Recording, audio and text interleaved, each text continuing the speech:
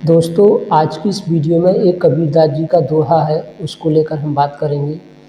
कबीरदास जी का दोहा है, कबीरा तेरे जगत में उल्टी देखी रीत, पापी मिलके राज करे साधु मांगे भीख। ये दोहा आखिर कबीरदास जी ने क्यों कहा था?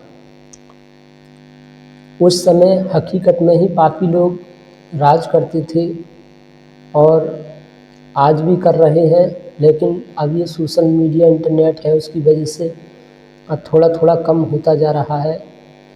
मैं ये नहीं कह रहा हूँ बिल्कुल ख़त्म नहीं हुआ है, लेकिन आज भी ऐसा हो रहा है।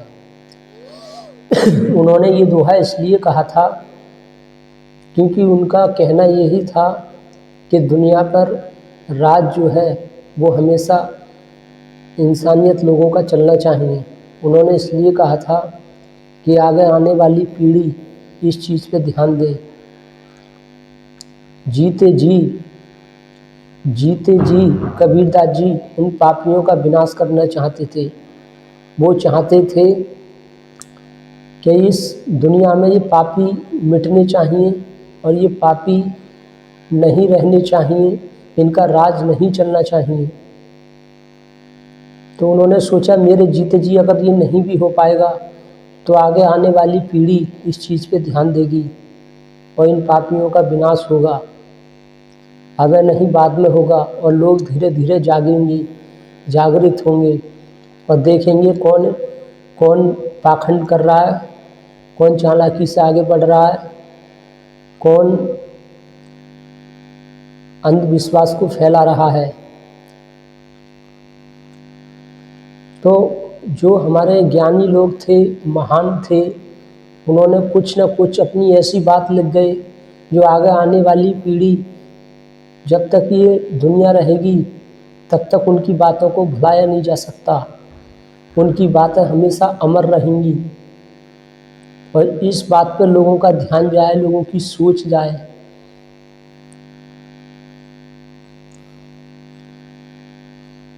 तो कबीरदास जी का ये दोहा है,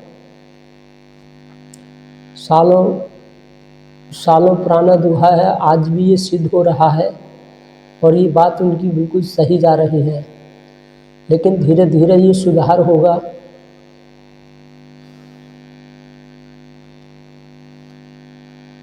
कोई भी इंसान है, सच्चा है, ईमानदार है,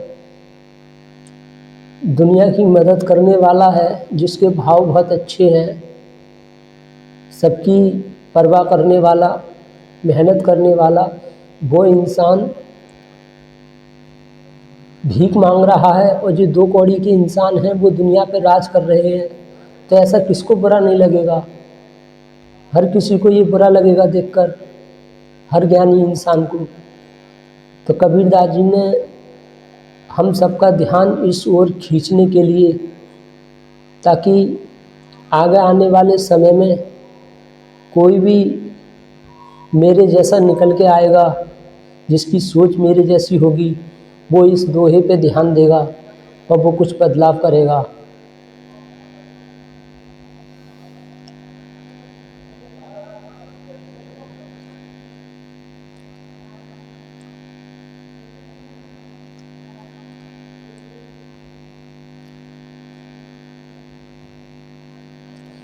ये नियम पहले भी था कि जो पापी था वो अपने आप को चालाकी से बड़ा बना लेता था, बड़ा बनकर लोगों को ज्ञान देता था।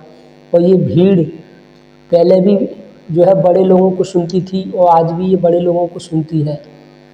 तो ये देखकर भी कबीरदास जी ने दूसरा दोहा भी कहा था, जाति मत पूछो साधु की, पूछ लीजिए ज्ञान, मोल करो तलवार का, पड़ी रहन दो म्यान। लोग किसी की बातों पे ये ध्यान नहीं देते हैं ये बात सही है गलत है, ये पहले देखते हैं कि ये कौन बोल रहा है।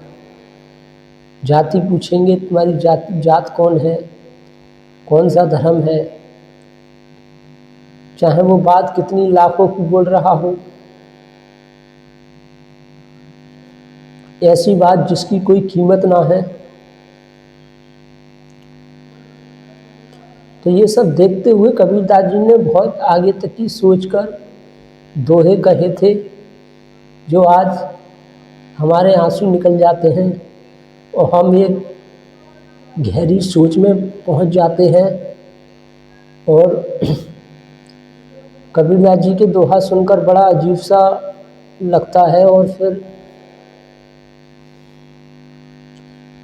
कबीरदास जी के दोहा से पता चलता है कि कबीरदास जी ने जीते जी कितनी परेशानी झेली होगी, कितना इन लोगों ने उन्हें परेशान किया होगा, कितना उनको सताया होगा, कितना उनका विरोध किया होगा इन लोगों ने, जीते जी उनका कितना बुरा हाल किया होगा, कैसे उनकी ज़िंदगी रही होगी।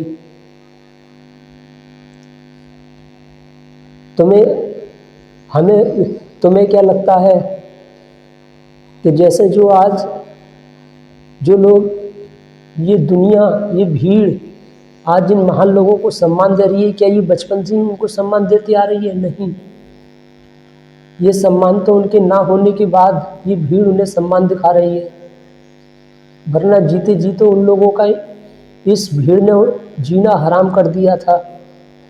स्वामी विवेकानंद जी का जीना हराम कर दिया था, हर महान इंसान का इस भीड़ ने जीना हराम कर दिया।